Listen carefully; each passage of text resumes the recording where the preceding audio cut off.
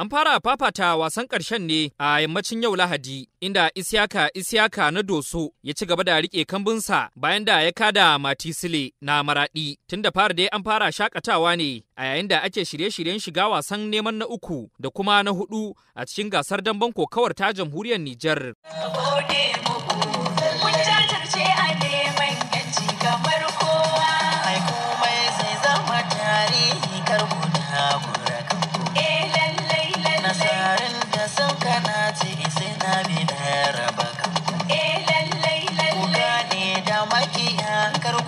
Kuma an miƙa kyaututtuka na ban girma ga manyan baƙi kamar Firaministan Burkina Faso da Mali wanda suka halarci taron. Daga nan ne kuma aka fara gwabza faɗa tsakanin Nura Hassan Tawa da kuma Abba Ibrahim domin da ya bambance wanda zai zo na 3 da kuma na 4 a gasar damben kokawar ta Jamhuriyar Nijar, inda kuma wasan nasu ya bada banƙaye. To sai dai yayin da aka yi turna a tsakanin 'yan wasan, nan da nan sai Nura Hassan daga Tawa ya kai ga kada Abba Ibrahim wanda ya fito daga babban birnin Yamai. Nan fasowa ta ɓarke tsakanin mahalarta kallon wasan ƙarshe na dambar kokawar na Jamhuriyar Nijar, kuma al'umma suka yi ta taya jihar Tawa murna samun nasarar zuwa na 3 yayin da Yamai ta zo na 4. Bayan nan ne kuma aka fara mika kyaututtuka ga manyan baƙi daban-daban da kuma waɗanda suka taka rawa a yayin dambar na bana. An kuma ba da kyaututtuka na musamman ga waɗanda suka halarci damban, musamman waɗanda suka nuna bajinta da kuma jihohin da suka fito.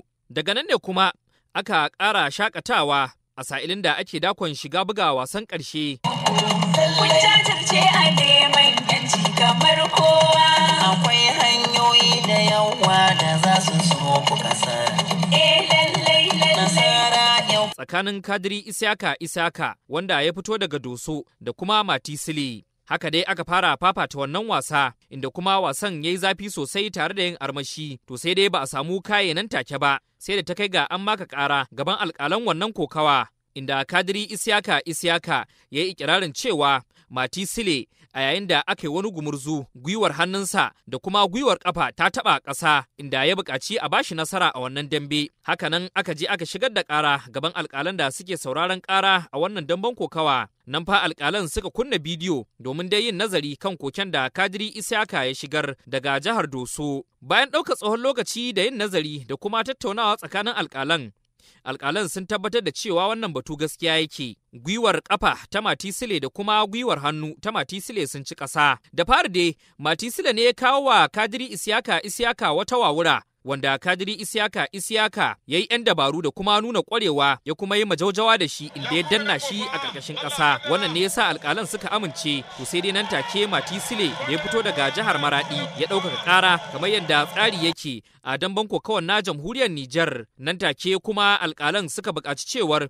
a sanya wa duniya bidiyon domin ta ga yadda kayan ya kama. Nan da nan kuma alƙalan suka sanya wa duniya inda aka hango gwiwar hannu ta Matisile da kuma gwiwar ƙafa tana tunkuyar ƙasa. Wannan ne ya tabbatar da Kadiri Isiyaka a matsayin wanda ya yi nasara a damben kokawar na 2023. Kuma wannan ne ya alamta cewar ya zama gwarzon ɗan damben kokawar Jamhuriyar Nijar da ba a taɓa ganin irin shi ba. Daman dai mutane da dama sun yi hasashen Kadiri Isiyaka ka iya lashe damben kokawa na Jamhuriyar Nijar na bana, duba da irin gogewa da kuma ƙwarewa da ke da shi.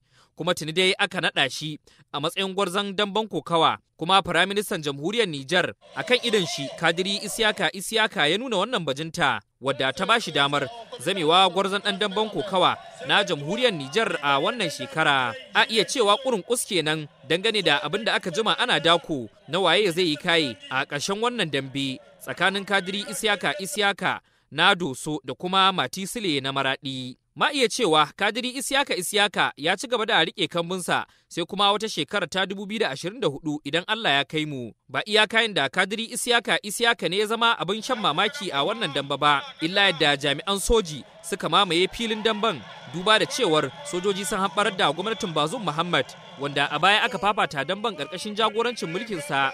To sai dai a wannan lokaci a iya cewa damben ta 2023 ta zo ne ƙarƙashin shugaban Jamhuriyar Nijar Abdurrahman Chani da ke jagorantar mulkin na Jamhuriyar Nijar.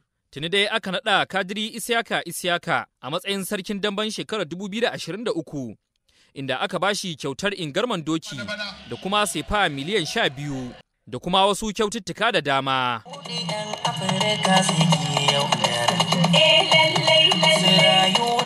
arzikin mu su bar mu mi ta yin bara